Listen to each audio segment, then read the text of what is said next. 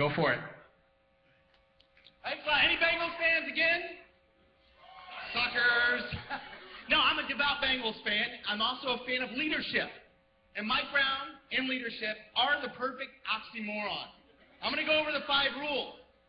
A lot of people ask me, why is it important to talk about Bengals and leadership? Well, because communities need leadership. And Mike Brown's a part of the community. And someday, I'd like to watch a Super Bowl with my boys. Aren't they cute? Aww.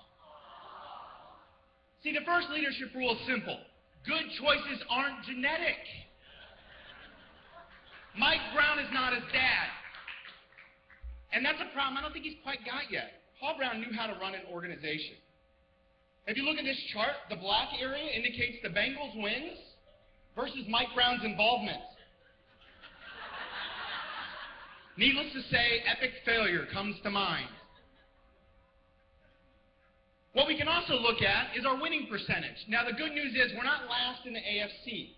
We're coming in second to last at 439, but we are second to an expansion team. So if we give them time, they'll catch up.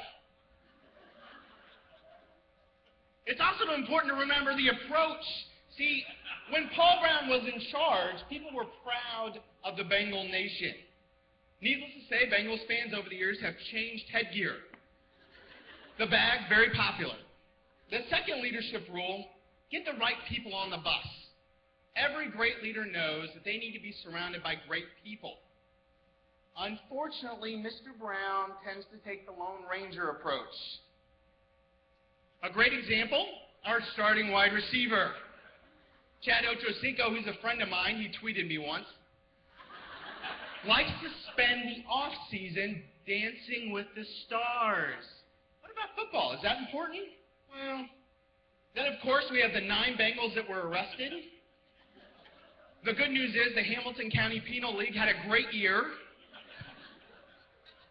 This is all off-the-field problems. Then, of course, a new recent development, Ray Malaluga.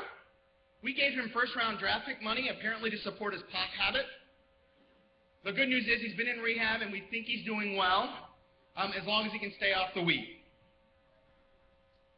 The third rule, if you know it and don't do it, you don't really know it.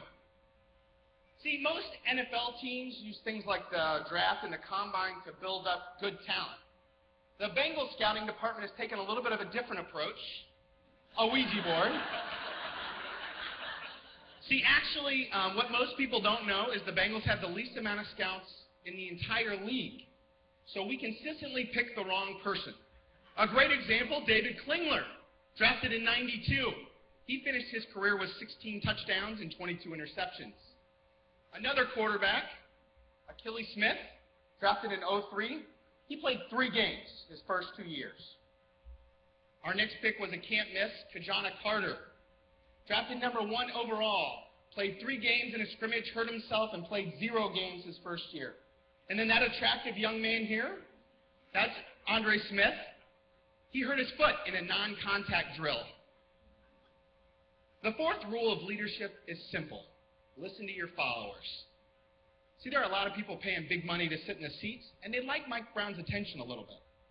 A great example of this is the Houday Revolution website. They put a little bit of money into a downtown billboard. Needless to say, Mike Brown is ignoring them successfully as well. Then we have one of my favorite guys. He rents a plane and he flies his sign over the stadium. $458 million to build Paul Brown Stadium, 0 wins. Good news for Hamilton County tax voters. He only needs $43 million more. Expect that on the levy soon. Then, of course, Bob Rakowski. His firing was about 7 years late, primarily because he only had 4 plays, and he got them from Super Tecmo Bowl.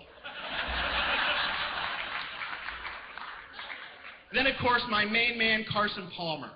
Now, he's 31. He's 1 year older than me. He told Mike Brown this year that he is going to retire if he doesn't be traded, leaving $50 million on the table. Wow. See, when it all comes down to it, the fifth and final rule of leadership is know when to say when. And unfortunately for Bengals fans, Mike Brown doesn't. 114 wins, 205 losses, and 1 tie. Leadership failure.